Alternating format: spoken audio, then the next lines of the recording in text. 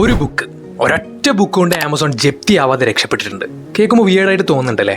പറഞ്ഞുതരാം. As you all no, പലർക്കും അറിയാവുന്ന പോലെ തന്നെ ആമസോൺ എന്ന് പറയുന്നത് തുടക്കത്തിൽ ഒരു ബുക്സ് മാത്രം സെല് ചെയ്തിരുന്ന ഒരു ഓൺലൈൻ പ്ലാറ്റ്ഫോം ആയിരുന്നു.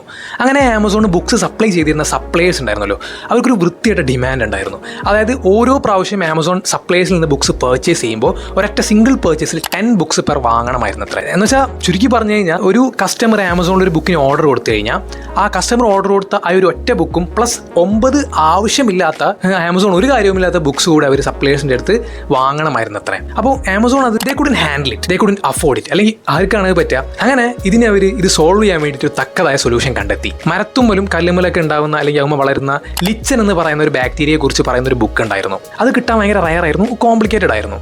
അങ്ങനെ പിന്നീട് ഓരോ പർച്ചേസിനും ആമസോൺ സപ്ലൈസിൻ്റെ അടുത്ത് ഓർഡർ കൊടുക്കുമ്പോൾ കസ്റ്റമർ ഓർഡർ ചെയ്ത ഒരു ബുക്കും പ്ലസ് 9 ലിച്ചനെ കുറിച്ച് പരാമർശിക്കുന്ന ബുക്സിനും കൂടി ഓർഡർ കൊടുത്തു. അങ്ങനെ ഇതോടുകൂടെ സപ്ലൈസ് പെട്ടൊരവസ്ഥയായി.